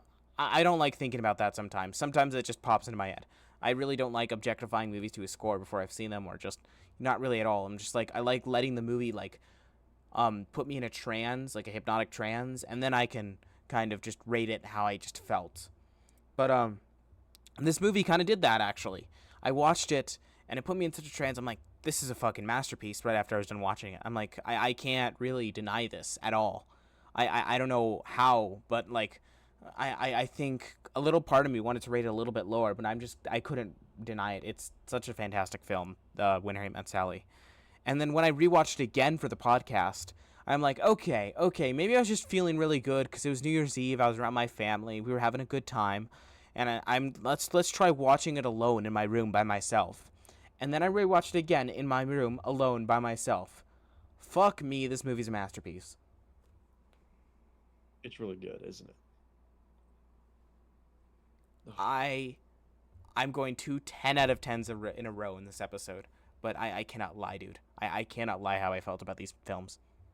Bro, I don't even know. I don't What? even know. I think I should just do it. I think I should just change Punch Drunk Love to a 10 out of 10. It was fucking great. I thought you said it didn't fully connect with you. Well, yeah, but that doesn't mean that it wasn't fucking amazing and like that I was locked. Exactly. When Harry Met Sally, I think I'm gonna say it. I feel okay, I actually feel better this way. This movie. This movie is the 9 out of 10. I Swapping those feels much better Okay, I mean, now that we've oh, discussed. you were gonna give it a 10 out of 10 as well? Um, Actually, I hadn't thought about it, but giving it a 9 out of 10 feels right for me. This movie's very good. Hooked me right away in the opening. Rob Reiner, thank you, bro. Oh my God. Rob Reiner. He made Stand By Me, and then he made fucking The Princess Bride, This might be my which, favorite Rob Reiner film. really, I think mine's probably Stand By Me. I'm not even gonna lie. I love that I mean, movie. I don't know. I like all of his movies. Well, I don't know. I haven't seen all of them, but like, all of his classics. I love all of them. I think I'm with that. honestly, I think I like Princess Bride more than Stand By Me, but I still like Stand By Me a lot.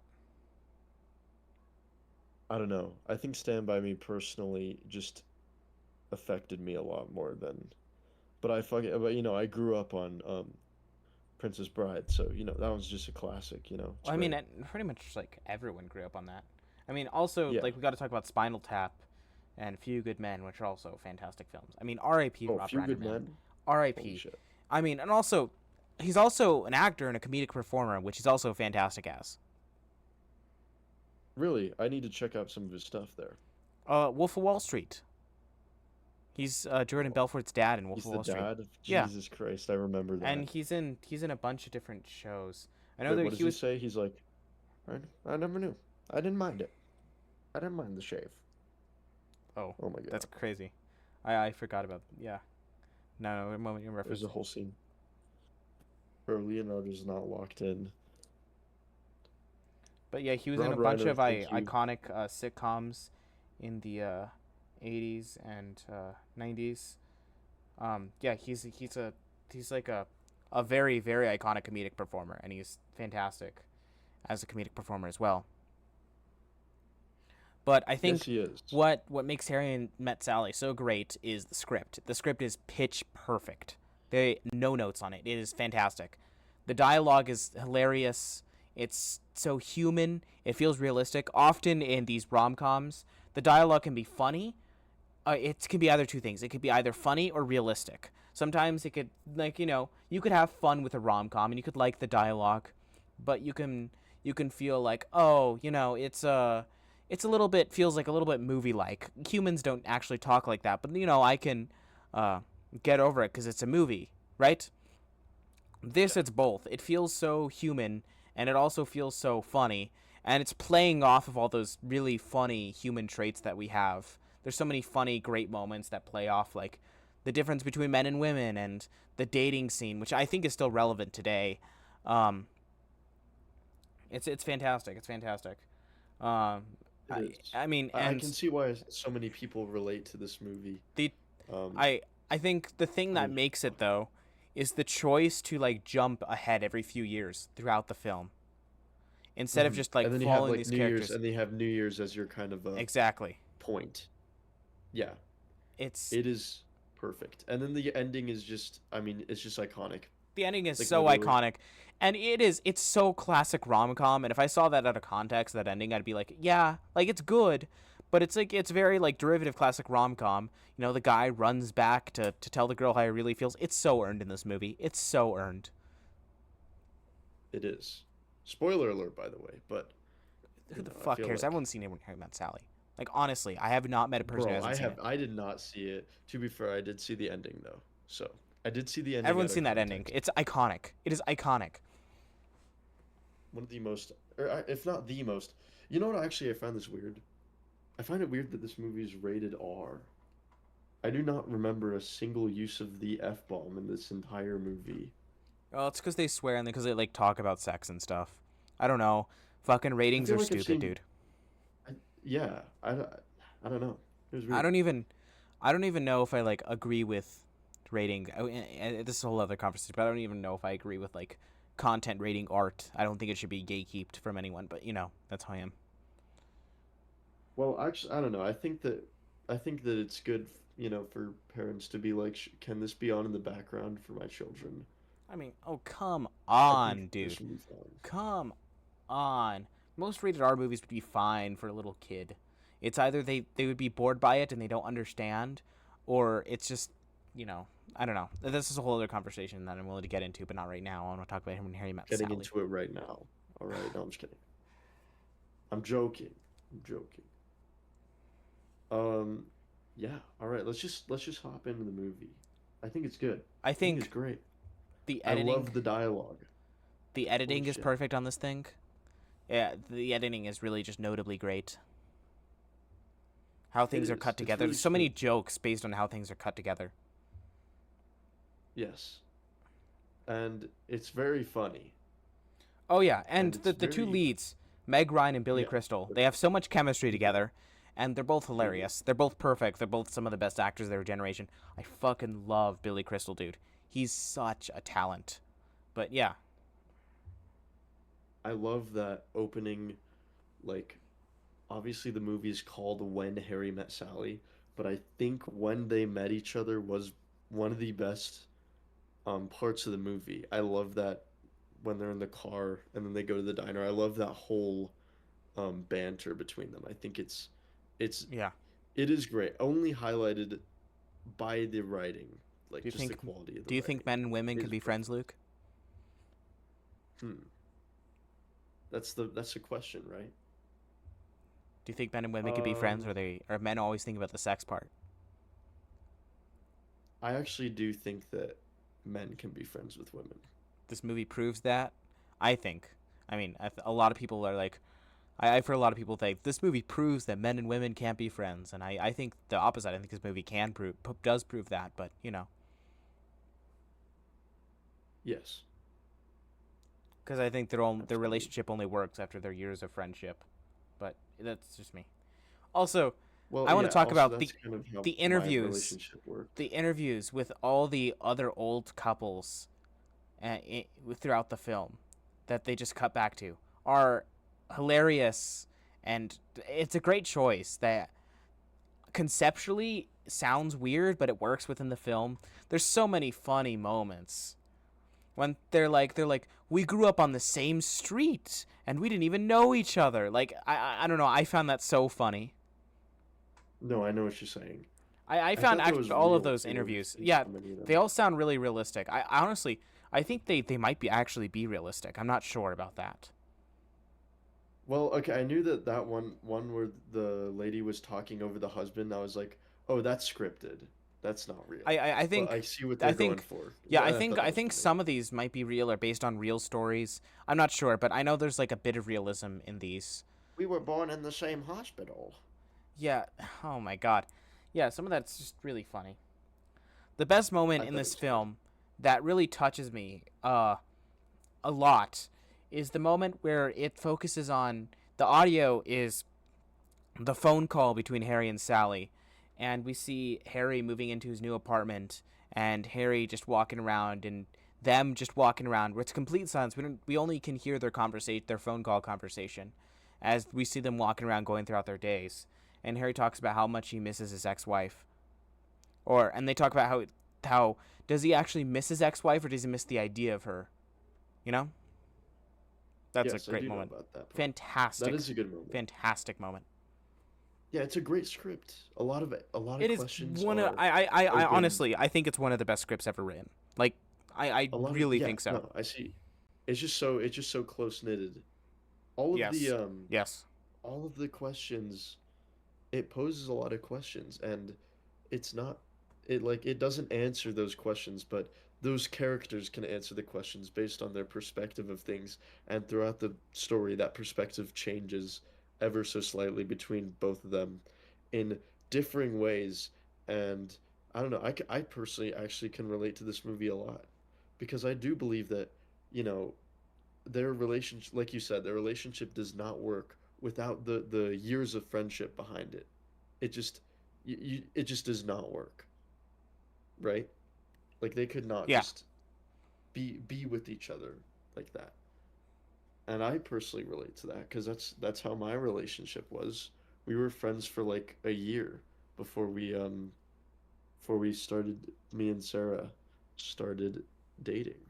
So this movie hit particularly close to home. I don't like relate to a ton of it. There's a lot of definitely, I mean, you know what I'm saying, but I think it's I'm great. single. Womp womp. I'm an incel, guys. No, you're not. Anyway, No, but you see what I'm saying. yeah. This movie is And it's fucking great. like And Punch and the, Drunk the Love, writer knows what they're doing. what I like about two of these movies is there's these two of these movies about very much about being adults and about aging. I think these are both of these movies that we're talking about this podcast today. You can go back to at different moments in your life and connect to in very different ways. Yes, absolutely. It's a gorgeous it's just a good time. It's It's like very every funny. single little element of this I could praise. Like every single moment, there's so many funny stuff. Like I love the moment where their Harry and Sally are calling their couple friend after they had Bro, sex, and when they get off the call, one of the woman says, "I'll call you later," and the man says, "Call me if you want." When they get off the phone, and it's like the no, that I same love conversation that that's whole cut together scene so was perfectly. perfect. I love that whole scene. It makes oh, it's so funny and it's so well done. I also love the scene where they're watching Casablanca together, and they pose another this is actually earlier on, but they pose another question. They're like, "Do you think she wanted to go with the man on the plane, or did she want to stay with Casablanca, dude?" I'm fucking up the names of these characters pretty bad here, considering that this movie is what our podcast is named after, but whatever. But what do you think, Eric? Yeah, I mean, it's a wonderful scene. I think a No, what lot do of you it think still about the works despite question? like a lot of the a lot of it the film hinging on outdated technology. I mean, like No, the no, no, no, calling no, stuff, no. people don't call like that anymore. No! No! What do you mean? Did I you? meant about Casablanca. Oh, I Who do you think think she wanted to be with? I'll be honest. I think the movie ends perfectly, and I think the way the movie wraps things up is the way the characters want. It's a perfect ending. It's probably the best ending to any movie ever made, if I'm gonna say so myself. As as yeah, Harry says one of the best endings ever. So I agree Harry with him. does say that, but Harry also thinks that he wanted to stay with Boiling I Castle. do not think so. He has something more valuable than pussy, and that is friends. Peak. Please mind me, That was viewer. actually bars. Please mind me. That was bars. Um, I mean, listener, okay. not viewer. Please mind me, listener, dear listener. That makes sense. Makes sense. Uh, yeah, they reference a goated movie pretty much in the first 10 minutes, so ultimate 5 stars. I'm not even gonna lie. God, this movie's so fucking good. You talked about literally two movies that I am like desperately obsessed with. Yeah, honestly, I don't know what I'm on. I don't know what I'm on. This movie is like fucking amazing. I It's know like perfect. it's It's literally perfect. again. I You know talked about this what? in my letterbox review. I keep going in every single time. I bet next time I'm gonna go in doubting it, being like, you know what? Maybe this time I go in, I'll change it to a 4.5 star instead of a 5, and I'm gonna come out next time with it as at a 5. I telling you, dude. I'm telling you. I keep doubting this shit, but you know, Dude, it's just peak. You know what? It's 5 stars. It's a 10 out of 10. I I don't know fucking what I was told on. you. I think I'm This just, you guy know what? knows You know what? You ball. know what? I think it's just because I'm like scared to give things 5 stars I'm because it's not. like I'm not. it needs to be like Okay. perfect, but like Look, it does not need to be all perfect I'm at gonna all. say is, and that's rapidly changing as I watch more and more movies. But as of right now, the highest rating I give is 5 stars, and honestly, I'm pretty happy with that. Sometimes I'll change things, but if you go in and you look at all my 5 stars, I think most people will agree those are just all 5 star movies. Now it is rapidly changing. I am running out of movies that I am rating 5 stars. I'm rating 5 star less and less. I think it's just because like I was just watching a lot of movies and I was watching a lot of the classics and a lot of the ones people consider bangers. And, they connected with me as much as they connect with a lot of people. And so 5 stars they go. But as we keep moving on, we keep getting less and less 5 stars, which is fine, but we'll see where Yeah, things keep going. It is rapidly changing. Uh my I my think my my four highest star rating is an 8 out of 10. my 4 star and my 3.5 star are like rapidly getting more and more, and it's gonna be more than 5 stars soon. So we'll see. Dude, I'm a slave to 8.5s. Like You I are and you addicted know to eight what? and a halves. All the movies that I have at 4 stars, I do actually firmly believe and stand with all of them. I looked at all of them and I'm like, yeah, those are all 8 out of 10. All And right. again, like I said, I'll change shit. I will. Like I'll go back and Yeah, I'll be like, I you know do what? too. I feel like that's not that. So I think I Yeah, probably have less 5 stars than when I originally rated them. Actually, now looking at my stats, it's becoming equal. Like all of the ratings are going to be about like at an equal length soon, which is cool. Which is cool. yeah, it's Which is cool. interesting to see, Equal amount. like I This just don't know is what my this is problem is. But this is thinking, kind but of talking out loud, I don't know. This is kind of hinging on some toxic stuff because, I don't like you know what I mean. Like valuing art on this kind of level, but like I just like using Letterboxd because it's just kind of a scale of how I feel about movies. Like I like yeah, rating something and I like having like an objective like concrete number to represent how I feel about something. Even though I feel higher about some 3.5s and lower about some 3.5s, and I feel higher about some fives and lower about some fives. But it's like I can't give this a 4.5, but I don't feel like this is as high as this other movie I rated a 5. You know what I mean, right? you know what? I do know what you mean, and it's actually this is something that I was thinking about the like this morning and a lot actually, because I don't want to, and any of our listeners, I don't want to come off as like, because yeah, I'm just doing this whole label thing. It's just for me. It's literally just for me, and seeing my friends and all that, and them talk about it. Rating it mostly whenever I rate a movie, it's like I mainly put my like what I personally think about it first, not the quality of the movie, but what I like if I liked it, and that's how I will rate it. Um, so, but like just Yeah, because no, something that's is like how I a roll with three things too. stars doesn't mean that it has less value than anything else, you know? And I think about that sometimes No, I'm because I'm like, no, I do the damn, we're same kind just of putting thing. Like if one thinking everything on is that. everything that I have is a 5 star. Like I genuinely feel 5 stars about. Like yeah, you know Yeah. what I mean. Something connects with you when there's a 5 star something. But I've also seen like what 600 something movies, so I'm bound to have more than the normal person. So you know what I mean. I'm almost at 700 movies on my letterboxd. So Dude, I'm at like 68. gotta lock in, But dude. Gotta lock in, I know, bro. There was a while there where I had Letterboxd and I was watching a ton of movies and I just didn't log it. bro. Which, you know what? I don't regret. I think, Eric, I think like I'll do everything on the pod, but I think for some movies I just won't review. They'll just stay with me. If you know what I mean. I mean, fair enough. Fair enough. I mean, we're talking about letterbox now, so we're here, man. So it's fine. But what I will say is that just for me, I like having a diary. Like it feels like it's a personal diary of like movies I've seen. I like having that because cinema is so important to me, and I like having like a concrete rating that I can put with everything. I've talked about how important that is to me. Absolutely.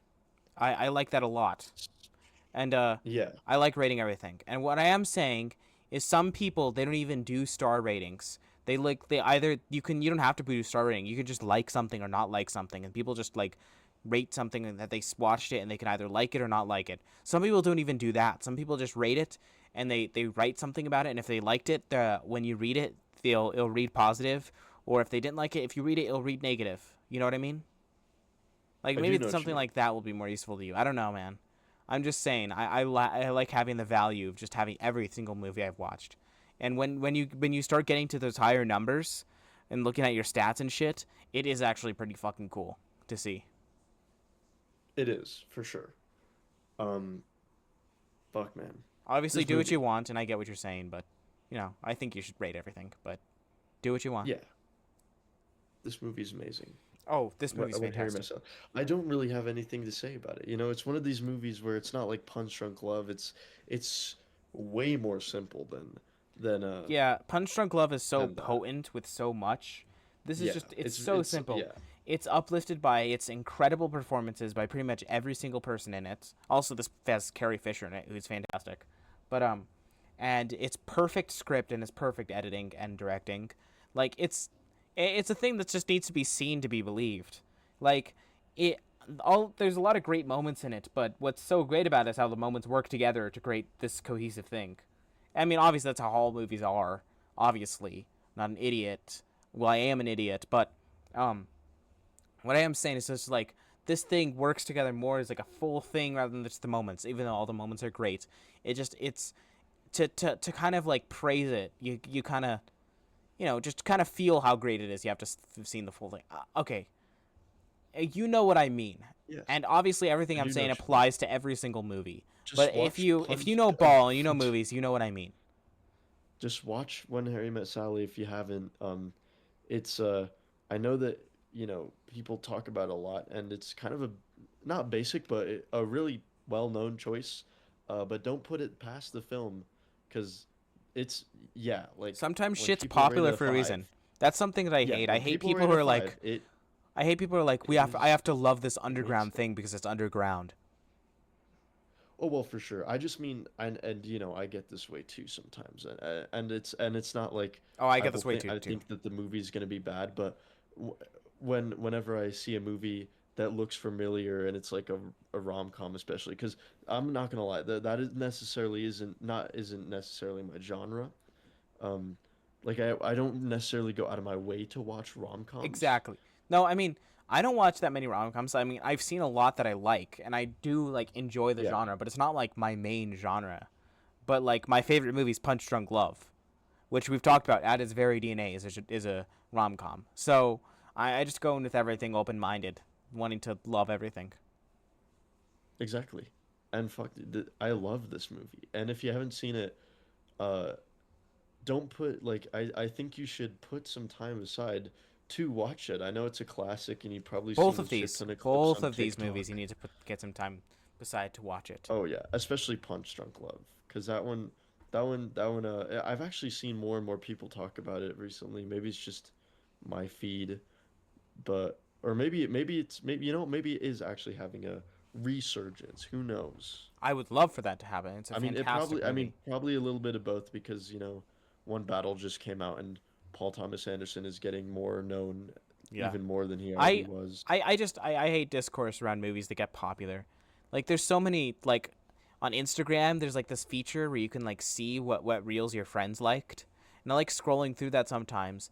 And like a lot of my friends will like movie clips and I know for sure they've never seen the full movie. And it's just the movie clip with like the same like four songs in it. And obviously has this like stupid filter that makes everything look ugly and it has to have like the subtitles to it which also look ugly and ugly And you know looking it's gonna be subtitles. peak. Yeah, and they're like, and it's like, and the character's like talking, and it's a very emotional moment, and the character will say something profound, and the music will do like a drop, and I'm like, okay, man, fucking watch the movie. Sometimes it's even like moments in movies that are like completely silent. I'm like, you fucking ruined this moment by cropping it down to like the phone aspect ratio, and putting your stupid music over it. Bro, that's the type of shit I'd be catching Michael liking. Michael, don't be caught lacking. I know I you're mean, playing Satisfactory right now. to be fair, All right. sometimes I do like some of those reels because I'm just like, shit, man, shit, dude. I love this scene so much. I like it, but that's because I'm a little gremlin and I sometimes just sit with like fucking drooling while just scrolling reels. So, I do too. I absolutely do that as well. dude, But yeah, I I've seen When Harry Met Sally ending like so many times on so many different things with so many different songs. I swear I've seen this video, I've seen that exact clip like so many you know times, and it was like wow, it like but it never clicked until just a you few know moments ago when I finished that movie. my kind of philosophy, and sometimes this works, sometimes it doesn't, just because of time. But like, if I have the time in the day and I catch myself scrolling reels, this is why I watch so many movies. I'm like, okay, I put my phone down. And I think to myself for a second, would you rather sit there scrolling reels like for the next hour, because I know you're going to for the next hour, or spend like another at least 30 minutes to like another hour and 30 minutes and just sit down at your computer and watch some kind of movie? Because I know you have the time today. So would you rather sit reels or watch a movie? And I usually end up picking watching a movie. Sometimes I just don't have the time to. But I usually try to be like, instead of reels, let's just sit down and watch a movie, okay, buddy? Because like you're gonna get so much more out of that rather than scrolling reels. That's gonna be like an experience that you're gonna like gain from. Absolutely. And you know what? It just shows how cooked our attention spans are. That watching a I don't. movie feels like productive. Watching a movie is productive. What the fuck do you mean? I'm not on the crowd that says it's an unproductive thing to do. No, this is a point that my good teacher brought up where he's like, I've been trying to get off of the scrolling, been watching more movies and I feel good about watching all these movies, but it's kind of crazy that watching a movie now is productive. What And do you, I that's think he fuck. just means that Yeah, now, no, I like kind of in get what this you're current saying. day. You see what I'm But saying? like, I think watching movies always been productive. Consuming art is always productive. I mean, yeah, it's better Like than sometimes scrolling. I can sit down and listen to some music, and that's just as productive as watching a movie. I'm listening to some good music. Absolutely. Got to do it. Um, You know what I got to do? I got to read more. oh, dude, you know what I did? What'd you do? You know what I done did? I What? just finished Cormac McCarthy's No Country for Old Men You mean Blood Meridian? book. Huh? You mean Blood Meridian? No, I haven't finished Blood Meridian yet, Oh, but like in the middle of reading Blood Meridian, ah, I picked up No Country and then I couldn't put it down, so I just finished it. It was super fantastic. easy Is it as and good as the short. movie? I think that everything that the book does, the movie just does it better. And then Fair. there's some parts of the movie where the book does better, obviously, but I think that it's perfect. It genuinely, and you can't compare them. You literally cannot compare them. I wanna. The movie I think does so much things better, and maybe might even be just the better thing, but the book is just adds Well, so I much mean, more to the yeah. I get. experience. It's It's just so. amazing. It's so different because like a movie is like a full audio visual experience, and a book is so wordy. And so, what makes a book so good is like the language has to be so perfect and so on point, and it's just a whole different thing, you know. Like it's you can't really compare them. I would recommend to anyone, Yeah, literally I will anyone, check it out. I to promise you. I watch No promise you. Country I and will. then read the book. I need to lock in on literature. That's the thing I need to lock in on, man. I really do. I And love then reading Blood books, Meridian and is really good too. I did lock in during the summer. I read some great shit. I read Lolita, which was fantastic, but you Oh, know, that's good. uh, Yeah.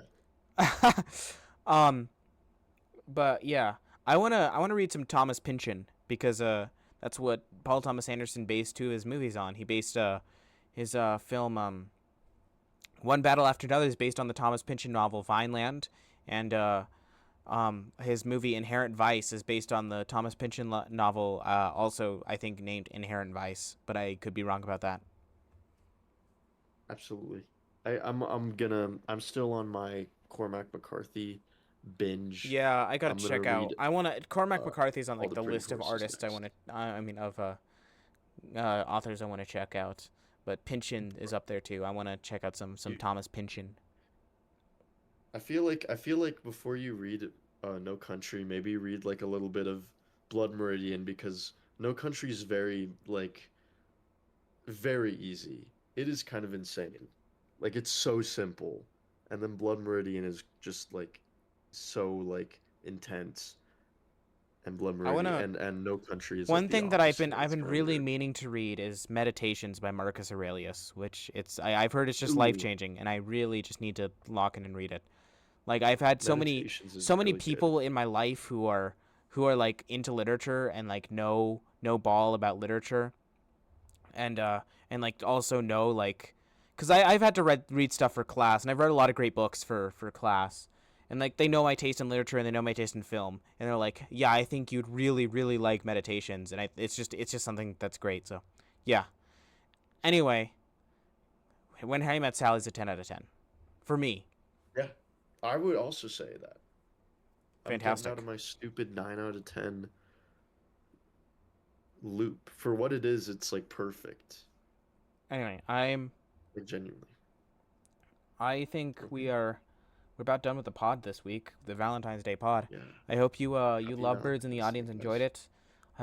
I hope everyone who listening has a date for Valentine's Day, or at least you have some good or well this is will be released after Valentine's Day, so I hope everyone had a great Valentine's Day, whatever you did. I hope you did some great shit and you felt the love in the air. Absolutely. And now it is my I know there's turn love in the air. to recommend something. All right. Let's hear it. Okay, so I kind of have this whole thing around this, and this might be stupid, but I kind of I have mixed feelings about recommending shit on this podcast. I kind of like it because I like having control, and it's like also like I finally get to like get out stuff that like I've been wanting to watch for like years of my life, like Hmm. you know what I mean, like, and I like having control. I like making you watch shit too, because I'm like I know you'll watch this, but if I ask you to watch this, it's a maybe if you watch this. But if you have to watch it for the podcast, I can force you to watch it, which may be something I could use later to make you watch some like truly terrible shit. Um, but but I also like you choosing for me because you usually choose some stuff that I'll like, and it's also like I like to sit back and not always have to choose something. Sometimes when I sometimes the worst part about watching something is we have so many streaming services you can choose now, and you scrolling through and you're sitting there scrolling through or looking through your watch list. You're like that's streaming. I want to watch that. I want to watch that. I'm not really feeling like watching something that right now. I'm not really feeling watching something that right now. I feel it's great like getting curated to watch something. So what I and also what I will say is I think you can agree I am a little bit pretentious in the shit that I picked on this podcast. Oh, well, yeah, sure, but I feel I like going for the classics that are a little bit pretentious and a little bit less accessible. Just because those are some of the stuff that I want to check out. I've checked out like a lot of more classic stuff, but I also just I'm moving towards that direction. I'm really into that stuff. So I'm gonna try something. I have two movies that I want to recommend. One of them is is considered a classic by a bunch of cinephiles. It's considered one of the best films ever made.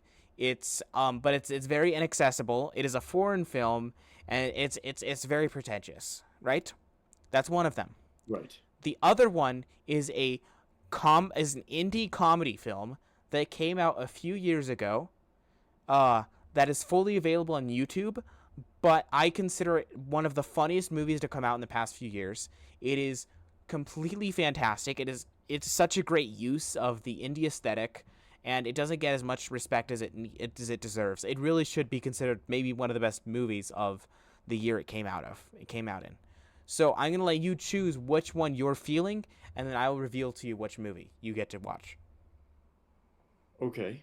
Um, well, honestly, I think that the fucking indie one was kind of sounded fun, kind The of funny. comedy Yeah, because the last time you did a drama, I believe. was a last Taste of recommendation, Cherry. which was fantastic. Taste of Cherry. All Yes, right. it was amazing. But So let's hear what you have to say about another I am comedy. recommending.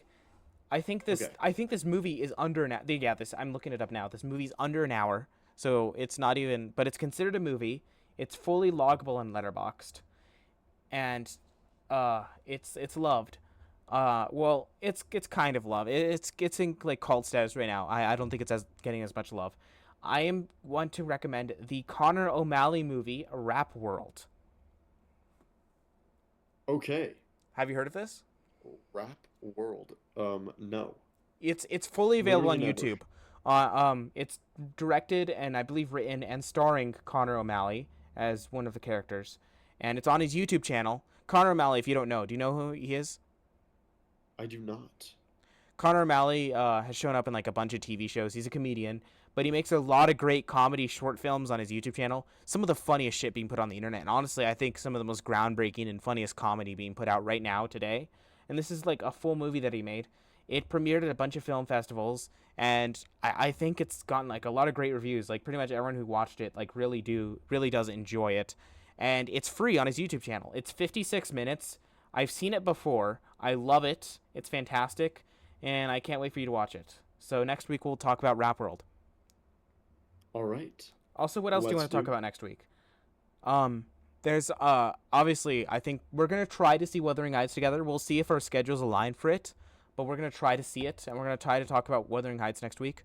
I also want to do. I know I've been waiting for this for months, but I think we should really talk about Nirvana, the band, the show, the movie. Yes, dude. Yes. What theater does that come out on? I think it's only showing at the Century Rio right now, or at least the times are. I have tickets to see it tomorrow as of recording date, but I don't know. Okay, sounds It's good. not any of the theaters your subscription applies to, but we'll see. We'll see. It might expand to more. I don't know. But next week, definitely Rap World and a couple other new releases that we will decide later. Okay, sounds good. All right. That's about it for me. I've been Eric Dominguez, And I have been Lucanaya. and thank you for listening. I'll see you guys next time. Bye.